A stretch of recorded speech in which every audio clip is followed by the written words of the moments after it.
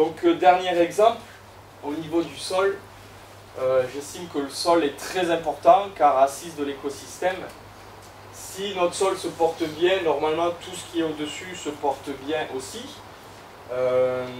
L'inconvénient dans l'agriculture qui est développée à grande échelle en France et partout dans le monde, c'est que le sol est trop souvent mis de côté, il est considéré uniquement comme un support et non comme un organisme vivant, enfin en tout cas le sol vivant, comme on peut le voir dans le livre Le génie du sol vivant par exemple.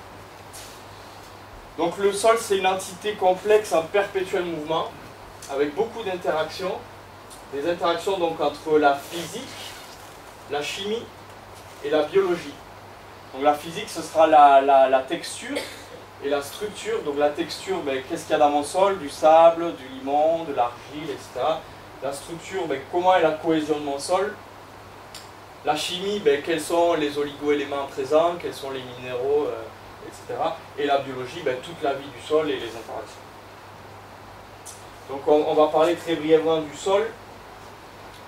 Donc on l'a vu, il y a des interactions. Donc premièrement, c'est une interaction, on va schématiser parce qu'il y aurait plus de choses à dire, mais des interactions donc, entre la roche-mère qui va être attaquée donc, par les racines des plantes et entre ce qui se passe au-dessus, donc de l'accumulation de matière organique. Donc matière organique par la chute des feuilles ou des branches par exemple, ou les déjections, ou les cadavres, etc. Donc tout ceci va rentrer, donc il y a des processus d'interaction qui vont créer donc une couche fertile. Quand on observe la nature, un sol à nu, c'est un sol problématique, où il y aura de l'érosion, de la battance, on l'a vu tout à l'heure, de l'évaporation de l'eau plus rapide. Dans la nature, dans les forêts, dans la plupart du temps, le sol il est couvert. Le fait qu'il y a de la matière organique sur le sol, ben, ça va limiter l'évaporation de l'eau, ça va favoriser, ça va nourrir la microbiologie du sol aussi. Donc ça aura plusieurs intérêts comme ça. Le fait de nourrir la microbiologie du sol, ben, ça va permettre qu'on va avoir un sol vivant. Et un sol vivant, en fait, c'est quand on n'utilise pas d'engrais chimiques, les engrais, en fait, ça va être la vie du sol. Et quand l'organisme va mourir, mais ces composantes vont être ingérées par les plantes, par exemple. Parce que les plantes, elles émettent, on l'a vu tout à l'heure, des exsudats racinaires, donc pour attirer la vie du sol autour de leurs racines, de la rhizosphère, pour que lorsque, par exemple, les organismes décèdent, ils puissent capter les nutriments. Les champignons, donc les champignons et le phosphore, important. Je vous invite pareil à regarder la vidéo de Hervé Covès donc sur le cycle du phosphore, donc vous pouvez la voir sur YouTube, très intéressant. Les champignons sont hyper importants dans les sols. Premièrement, c'est un réseau, c'est un maillage qui est partout sous la surface du sol, qui n'est pas retourné, parce que si on retourne le sol, on casse ce réseau. Les champignons, ils ont un tube digestif en commun, donc ils vont pouvoir s'interconnecter. Ils se connectent aussi avec les plantes. Ils vont se connecter donc avec les racines des plantes, étendre leur réseau, donc améliorer la captation des nutriments ou de l'eau par exemple. Et vu qu'ils sont interconnectés, ils vont s'échanger donc des nutriments, c'est tout un réseau où ils s'échangent d'entraide.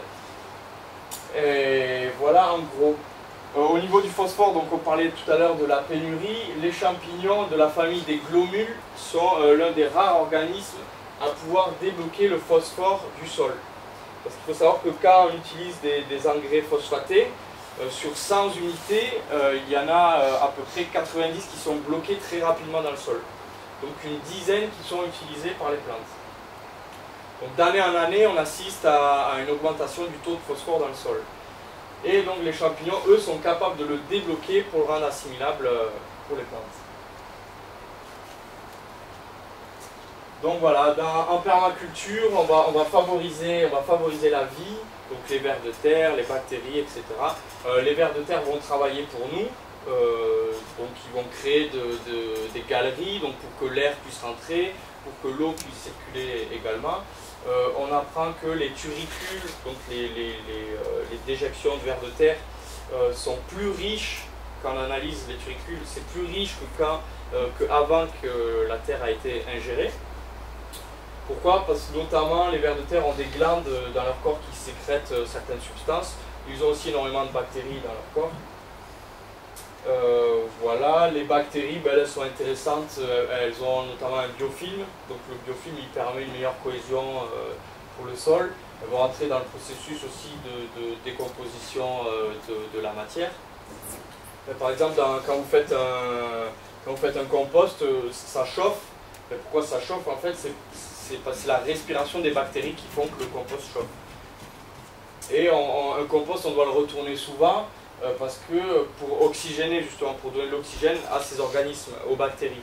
Si on arrête de le retourner, là c'est d'autres bactéries qui font le processus, des bactéries anaérobies, en milieu non oxygéné, mais pour un compost, c'est pas ce qu'on vous en fait. En fait, quand vous laissez stagner de l'herbe, par exemple, longtemps, à un moment, vous sentez, ça a une odeur, un peu néfaste. Mais parce qu'en fait, c'est du méthane ou du soufre qui se dégage.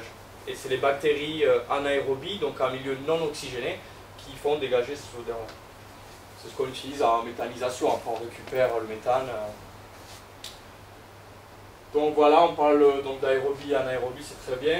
Dernier exemple, dans le sol, donc il y a un milieu très oxygéné, un autre un peu moins, et après l'oxygène, plus on descend, il se raréfie. En gros, dans les 30 à 40 premiers centimètres, c'est là où il y a le plus d'oxygène. Donc sur la fine couche, il y aura beaucoup de vie, et plus on descend, moins il y aura d'oxygène, donc la vie va se raréfier. C'est pour cela que il ne faut pas retourner les sols, c'est pas bon de retourner le sol parce qu'on déstructure tout cet écosystème. C'est comme si on prenait une maison et qu'on mettait la toiture en bas et les fondations en l'air. On détruit tout. Donc la nature, elle va devoir remettre de l'énergie pour remettre le système tel qu'il était avant, parce que c'était le système le plus performant pour elle. Donc voilà quelques exemples, parce qu'on pourrait en dire plus. Donc voilà, un sol vivant est un sol productif.